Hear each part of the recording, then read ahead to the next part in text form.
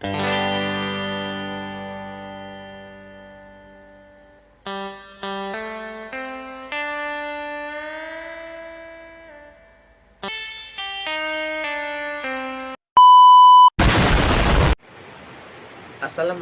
warahmatullahi wabarakatuh. Halo teman-teman semuanya. Baik, perkenalkan nama saya Muhammad Aliksan, biasa dipanggil Ihsan. Saya berasal dari Fakultas Ilmu Keolahragaan dengan prodi Pendidikan Jasmani, Kesehatan dan Rekreasi. Baiklah, di sini saya akan membuat tugas tentang dasar-dasar pendidikan jasmani dan olahraga.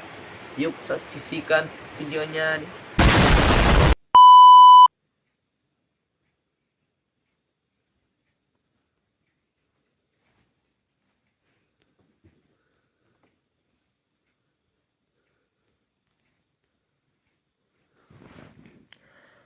Halo teman-teman semuanya, kali ini kita akan membahas tentang ketepatan dalam menganalisa konsep dasar pendidikan jasmani dan olahraga, serta permasalahannya.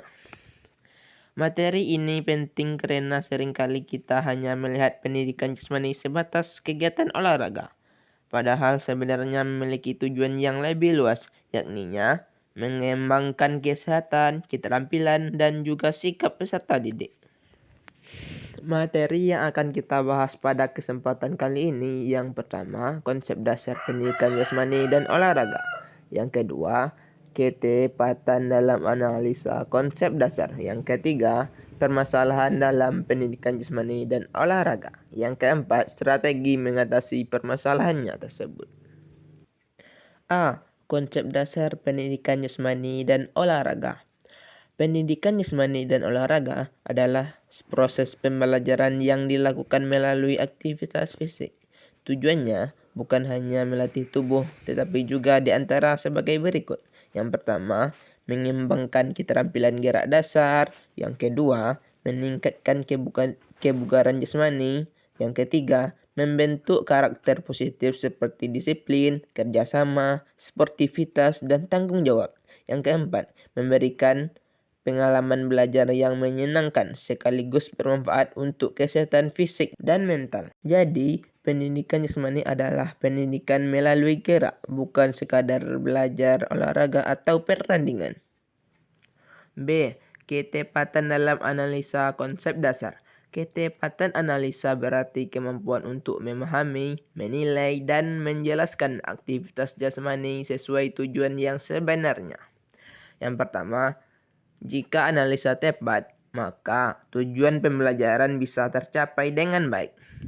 Yang kedua, jika analisa salah, maka tujuan bisa menyimpang, bahkan menimbulkan masalah. Contoh sederhananya saja, push up harus dianalisa sebagai latihan kekuatan otot lengan dan dada, bukan untuk melatih kecepatan.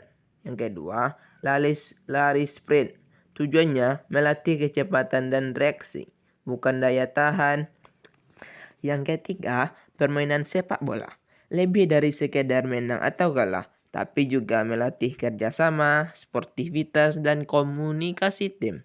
Dengan analisa yang tepat, guru bisa memilih metode latihan, aturan permainan, dan strategi pembelajaran yang sesuai dengan tujuannya tersebut.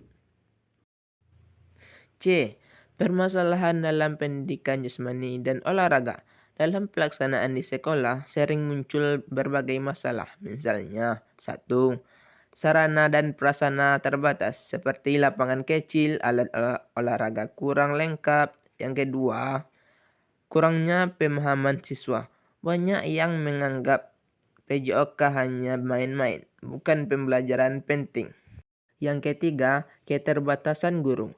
Ada guru yang hanya fokus pada keterampilan fisik, padahal seharusnya menekankan aspek pengetahuan dan sikap.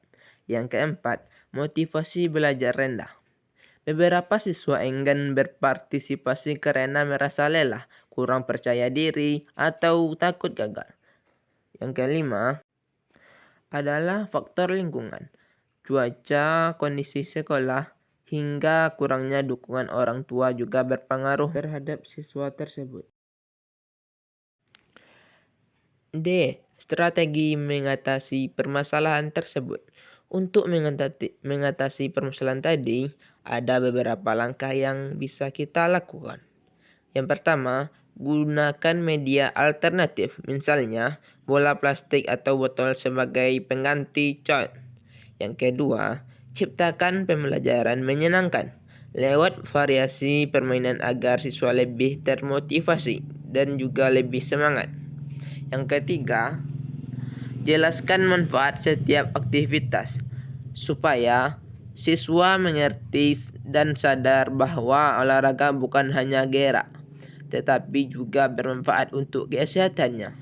Yang keempat, guru terus belajar. Maksud guru terus belajar di sini, guru bisa mengikuti kepelatihan agar lebih mampu menganalisa dan merancang pembelajaran yang tepat dan benar.